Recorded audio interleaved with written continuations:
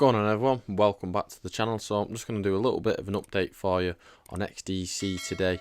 Now we're going to be on the 4H time frame, and basically just going to keep it short and sweet. Look at the simple price action market structure that we can see here, and that is it. Nothing too complicated, nothing too in-depth, just straight to the point. So with that being said, first of all, we're going to look at this. So we had this downtrend here. Okay, price was pushing down. Okay, lower lows, lower highs, lower lows, and then eventually we bumped into this area. We pulled up to here. Now you can see this area here, right? If you look on the lower time, if you look on the 1H time frame, you will see this will have been lower low, lower high. Then we've had this lower low, and you see prices push down, create this lower low, pull back into here. You see these wick rejections, major area of resistance that it's bumped into, and then we've come down, and now on this chart, now I do notice on a different XDC chart that we don't have this wick down here, but on this one we do. So I'm just going to use this as an example anyway. We've bumped down and we've had this like double bottom out of this area. Now double bottom is a good sign the reversal is going to happen. Okay, and then let's just get rid of that.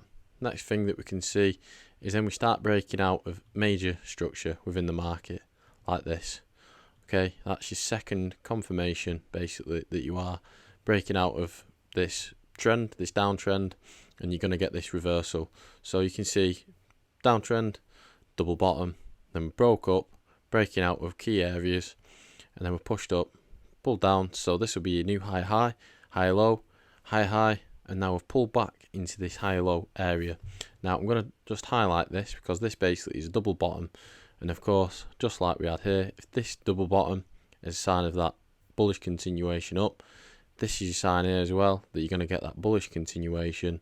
And and of course if it was the opposite way around, like here you've got like a triple top, clear triple top, price failing to break, and then you've had that momentum shift in the opposite direction.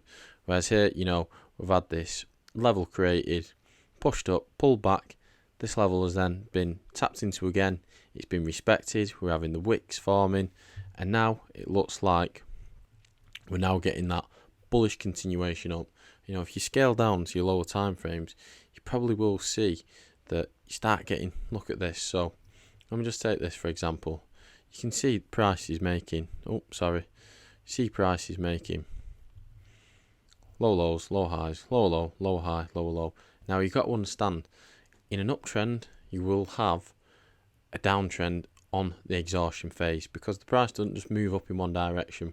The price will push up and then it'll exhaust. So you do have a little downtrend within an uptrend, if you understand that.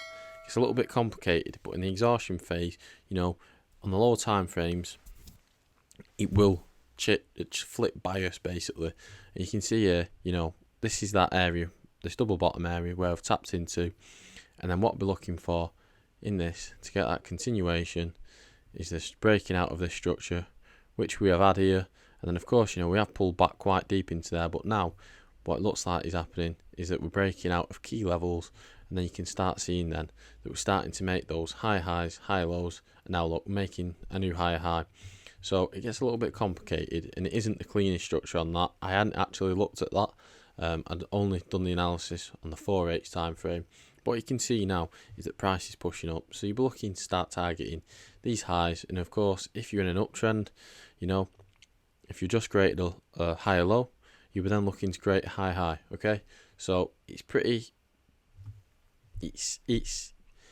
I'm not going to say guaranteed that we're going to push up to a new high, because who knows, and this isn't financial advice or anything, but if you are in an uptrend, the way that price moves, it creates a high high, high low. After a higher low, you're expecting a higher high. Okay, so that's just the way the market structure is, and that is just the way that price moves, whether it's in the crypto market, the forex market, anything. That is the way that structure is. So with that being said, I'm expecting price to push up to here. You never know, you might get that double top, and then you might start getting a pullback. Directional bias starts changing. You start taking out structural key areas within the market. But at this minute, the bias is still bullish to me, and I will be looking, a bit more long term for us to start targeting these areas up here. From where we are, How many percent is that? It's only 10% move from that, but you know, if you've got enough capital, not financial advice, but you know, say you have 100 grand, you want to, you know what I mean? You do the maths. You have 100 grand, you buy 100 grand's worth of XDC. You do the maths. 10% move. It's not bad. It's not bad. So that being said, I'm not really going to go into too much more detail, apart from I am looking for a bullish continuation on XDC in this coming week, and we'll see. Who knows? Directional bias might change, things might change, structure might change. As of this minute, I'm feeling pretty bullish, and I'm looking for the bullish continuation. So I hope you enjoyed that video. More XDC updates to come this week, and that is it. If anyone's got any ideas, any feedback, let me know in the comment section. More than happy to reply to you in there. So take care everyone, stay tuned, and I will see you all in the next video.